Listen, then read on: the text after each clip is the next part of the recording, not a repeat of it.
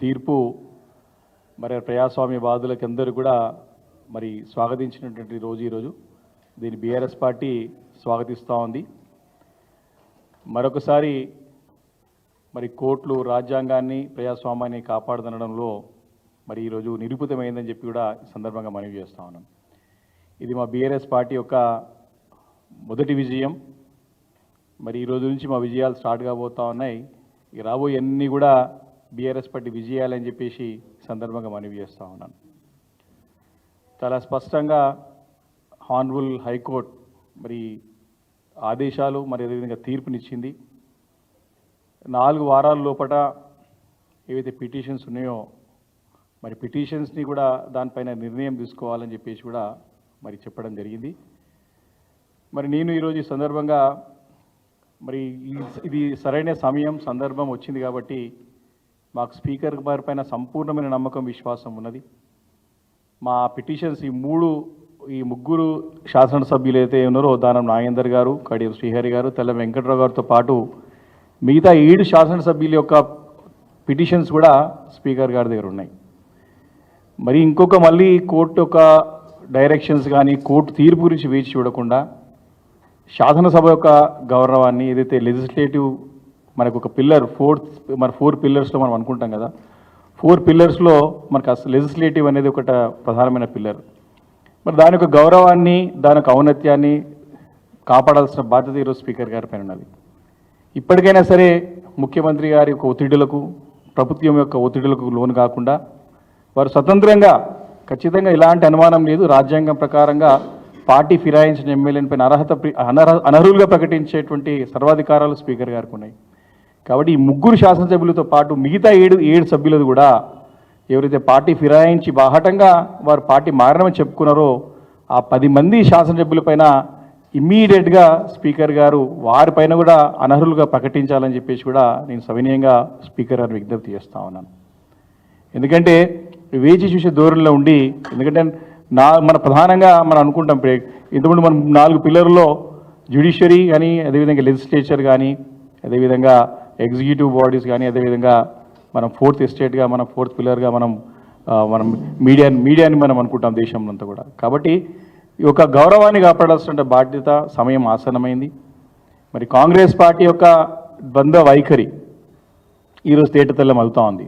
దేశవ్యాప్తంగా గడిచిన మరి 7-8 నెలలుగా ఇక్కడ తెలంగాణ రాష్ట్రంలో కానివ్వండి, దేశవ్యాప్తంగా కానివ్వండి, వారు ఢిల్లీలో మాట్లాడే ఒక తీరు ఉంటుంది, ఇక్కడ రాష్ట్రంలో అమలయ్యే తీరు ఒకలాగా ఉంటుంది. హిమాచల్ ప్రదేశ్లోనేమో పార్టీ ఫిరాయించినటువంటి ఎమ్మెల్యేనేమో శిక్షిస్తారు, తెలంగాణలో మాత్రం పార్టీ ఫిరాయింపు చేస్తున్న ఎమ్మెల్యేని రక్షిస్తారు. ఈ రకంగా అక్కడేమో పనిష్మెంట్ ఇస్తూ ఉన్నారు, ఇక్కడేమో రెడ్ కార్పెట్ ఇస్తూ ఉన్నారు. ఇవి స్పష్టంగా కనపడుతూ ఉంది. వారం రోజుల క్రితమే వారు అనర్హులు ప్రకటించడమే కాక వారికి పెన్షన్ కూడా ఇవ్వమని చెప్పేసి కరాఖండిగా అసెంబ్లీలో తీర్మానమే చేసినటువంటి సందర్భం చూసాం.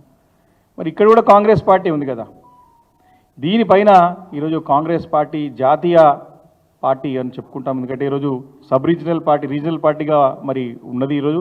కానీ వారికి చరిత్ర గల పార్టీ కాంగ్రెస్ పార్టీ అని చెప్పుకుంటాం.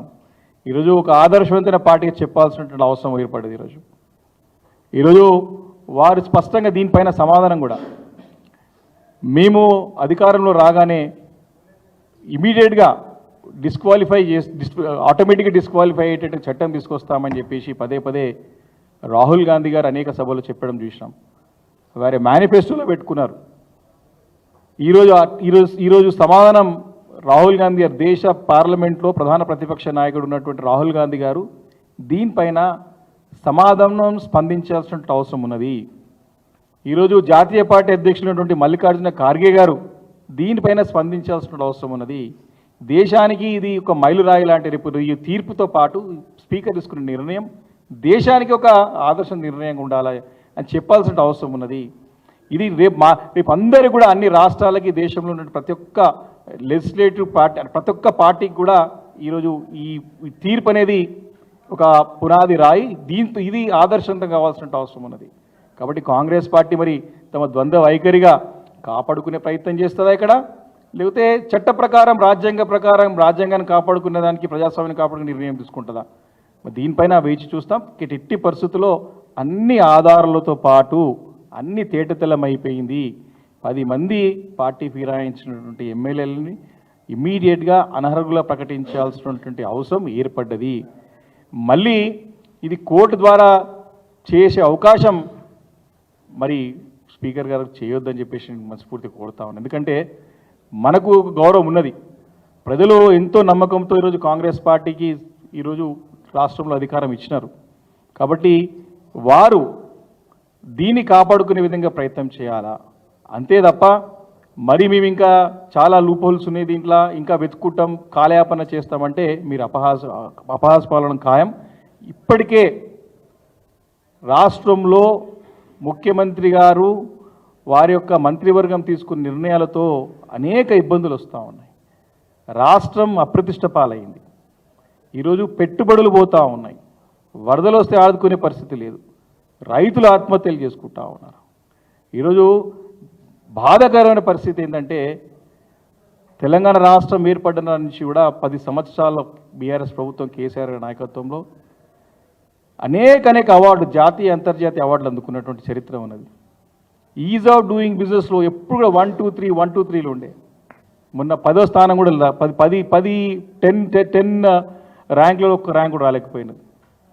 కాబట్టి ఈ రకంగా కాంగ్రెస్ పార్టీ తీసుకునే నిర్ణయాలతో అన్ని రంగాల్లో వైఫల్యాలు చెందుతూ ఇబ్బంది పడుతున్న తరుణం ఇది. అట్లీస్ట్ ఈ ప్రజాస్వామ్యాన్ని కాపాడే విధంగా, రాజ్యాంగాన్ని కాపాడే విధంగానైనా సరే కాంగ్రెస్ పార్టీ నిర్ణయాలు ఉండాలి. స్పీకర్ గారి పైన ఒత్తిడి లేకుండా ఉండాలా. స్పీకర్ గారు స్వతంత్రంగా ఇండిపెండెంట్గా వ్యవహరించాలని చెప్పేసి కూడా మేము బీఆర్ఎస్ పార్టీ తరఫున వారిని కోరుతా ఉన్నాం.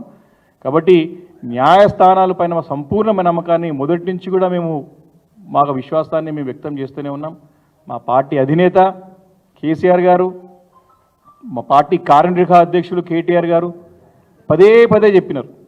సుప్రీంకోర్టు ఒక తీర్పు స్పష్టంగా ఉన్నది, 100 రోజుల్లో నిర్ణయం తీసుకోవాలా, నిర్ణయం కూడా మరి చట్టానికి లోబడి ఉండాలని చెప్పి పదే చెప్పినారు. ఖచ్చితంగా వీటికి ఉప ఎన్నికలు రాబోతా ఉన్నాయి అని చెప్పినటువంటి సందర్భం నిజం కాబోతా ఉన్నది. కాబట్టి ఇప్పటికైనా సరే నిష్పక్షపాతంగా మరి దీన్ని ఇండిపెండెంట్గా వారి సొంతంగా మరి స్పీకర్ గారు నిర్ణయం తీసుకోవాలని చెప్పేసి కూడా నేను కోరుకుంటూ, మరి తప్పకుండా చట్టం అనేది మరి మాకున్నది. ఖచ్చితంగా డెఫినెట్గా 100% పూర్తి విశ్వాసం ఉంది మాకు. ఇటు లెజిస్లేచర్ యొక్క ఔన్నత్యాన్ని కాపాడాలి స్పీకర్ అని చెప్పేసి నేను కోరుతా ఉన్నాను. Thank you.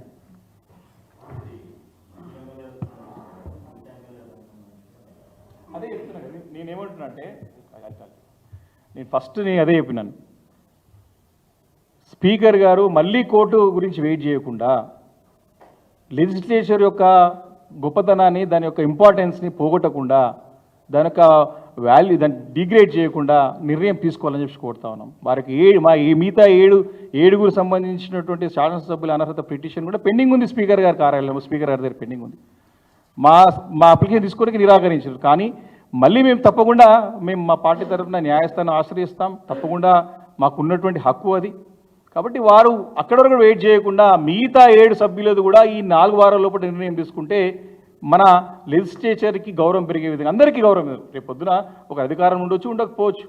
కాబట్టి సుప్రీంకోర్టు ఒక తీర్పునిచ్చింది, ఒక మనకి ల్యాండ్ మార్క్ డిసిషన్ ఇప్పుడు అది. దాన్ని అందరూ కూడా ఫాలో అవ్వాల్సిన అవసరం ఉన్నది. కాబట్టి తప్పకుండా స్పీకర్ గారు మిగతా 7 సభ్యులు కూడా నిర్ణయం తీసుకోవాలని చెప్పి కోరుతా ఉన్నాను. Thank you.